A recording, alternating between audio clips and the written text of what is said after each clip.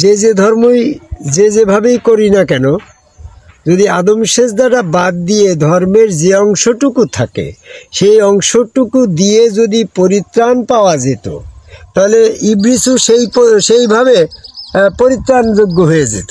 জয়গুরু। আজকে নভেম্বরের 12 তারিখ 2025 সাল। এই মুহূর্তে আমি আছি যশোর জিগরগাছা উপজেলার রঘুনাথনগর যে মাধ্যমিক বিদ্যালয়, ঐতিহাসিক একটা বিদ্যালয়ের পার্শ্ববর্তী জায়গা, এই কপোতাক্ষ নদীর ধারে। মাইকেল মধুসূদন সেই কপোতাক্ষ নদীর সনেট কবিতা পড়ছিলাম। এখানে আসলেই মনে হয় যেন ঐতিহাসিক একটা বিষয়। তো আমি এইখানে দাঁড়িয়ে বর্তমান সামাজিক প্রেক্ষাপটে ধর্মীয় দৃষ্টিভঙ্গিতে টোটাল বিশ্ব দুইটা ধারায় ভাগ হয়ে গেছে। একটা ধারা হচ্ছে আদম কাবাই আল্লাহকে সেজদার পক্ষে, আর একটা ধারা হচ্ছে আদম কাবাই আল্লাহকে সেজদার বিপক্ষে। তো আমাদের বর্তমানে যে ধর্মই যেভাবেই করি না কেন, যদি আদম সেজদাটা বাদ দিয়ে ধর্মের যে অংশটুকু থাকে সেই অংশটুকু দিয়ে যদি পরিত্রাণ পাওয়া যেত, তাহলে ইবলিসও সেইভাবে পরিত্রাণযোগ্য হয়ে যেত। কি বুঝতে পারছো কথা? যে ইবলিস বলে একটা অস্তিত্ব বর্তমান সমাজে রোজ কিয়ামত পর্যন্ত থাকবে। সে তার পথে মানুষকে নিয়ে যাবে, তার অনুসারী হওয়ার জন্য সে সদা সর্বদাই চেষ্টা করছে। তাহলে তার অনুসারী কোন জায়গাটা, আর আল্লাহ পাকের পছন্দের মনোনীত ধর্ম ইসলামের অনুসরণ কোন জায়গাটা, এই জায়গাটা বুঝে তোমাদের ধর্ম করতে হবে। তো দেখা গেছে কোরআন গবেষণা করে আমি দেখলাম যে ইবলিস আদম কাবাই সেজদার বিরুদ্ধে, আর আল্লাহ হচ্ছে আদম কাবাই সেজদার পক্ষে। তা আমরা বর্তমানে জামাত ইসলাম করছি, চরমোনায় গেছি, ৮৮ পীর সাহেবের কাছে বায়াত হয়েছি, কিংবা ৫ ওয়াক্ত জুমা জামাত, এই সমস্ত শরীয়তপন্থী ইসলাম যেটা রীতি ধারায় চলছে এটা আমরা করতেছি। কিন্তু এই লোকগুলা সবাই আদম কাবাই আল্লাহকে সেজদার বিরোধিতা করছে। তো আদম কাবাই সেজদা বাদ দিয়ে তারা ধর্মের যে কার্যক্রমগুলো করতেছে, এই অংশ ধর্মের এই অংশ দিয়ে আদম সেজদা বহির্ভূত কর্মকাণ্ড দিয়ে যদি জান্নাতে যাওয়া যায়, তাহলে তো ইবলিসও সেই পদ্ধতিতে সেই অনুকরণ করে সেই কার্যক্রম করে জান্নাতের অধিকারী দাবিদার হয়ে যায়। আল্লাহ তো ইবলিসকে জান্নাত থেকে বেহেশত থেকে বহিষ্কার করেছে ওই সেজদার কারণে। এখন ওই সেজদা না করে যদি কেউ বেহেশত চলে যায়, তাহলে ইবলিস তো সেই পথ দিয়ে যাওয়ার জন্য একটা প্রচেষ্টা করতেই পারে না?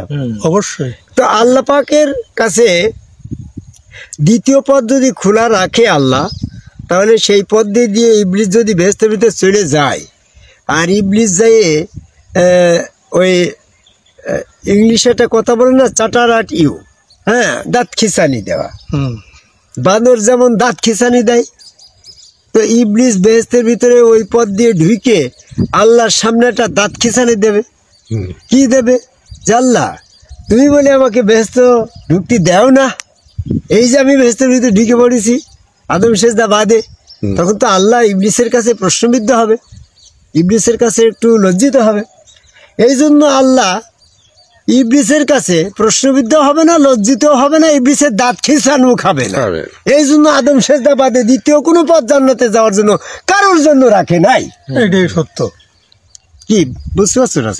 এই জন্য আমরা যারা আদম সেজদা বাদ দিয়ে ধর্মের যে কার্যক্রম করছি, এ তার সম্পূর্ণ ব্যর্থ হবে।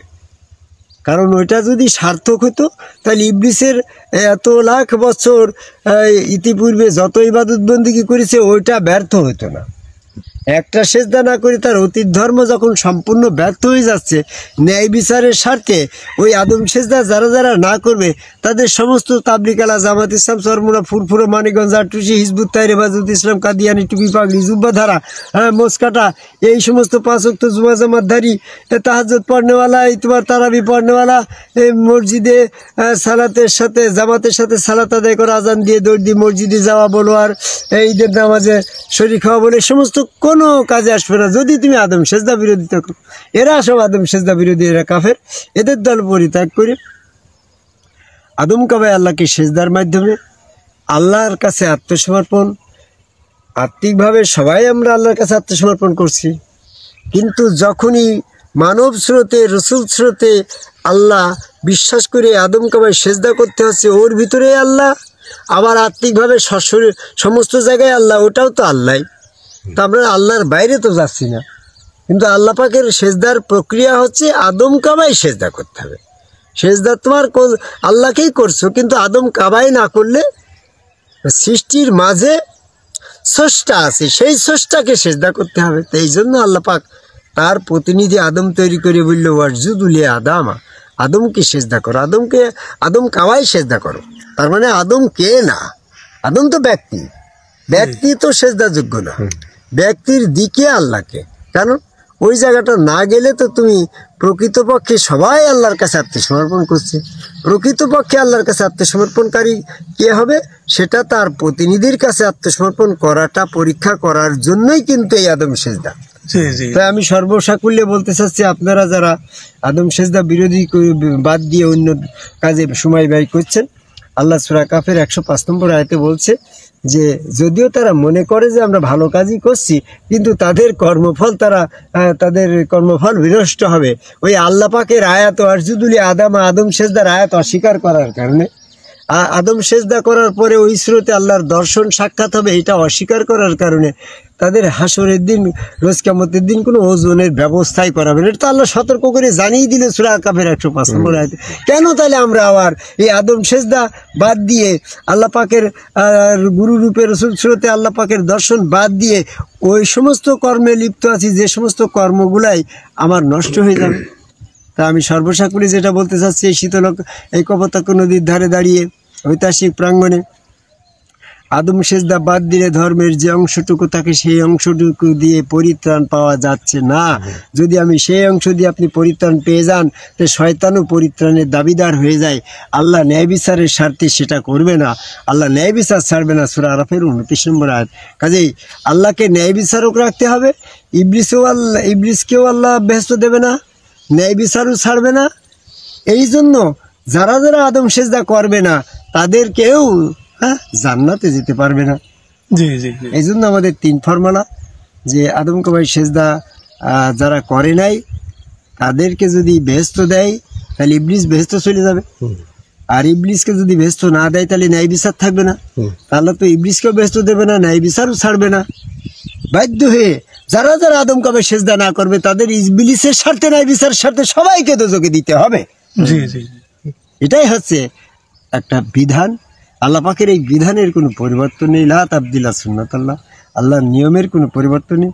আদম সেজদা না করে ইবলিস যেমনটিভাবে পথভ্রষ্ট হয়েছে, আদম সেজদা না করে তাকে বেহেশত থেকে বের করে দেওয়া হয়েছে, আদম সেজদা না করে আপনাকেও বেহেশত দেওয়া হবে না, এটা আপনি নিশ্চিত জেনে রাখেন। ন্যায় বিচার আল্লাহ উইড্য করবে না।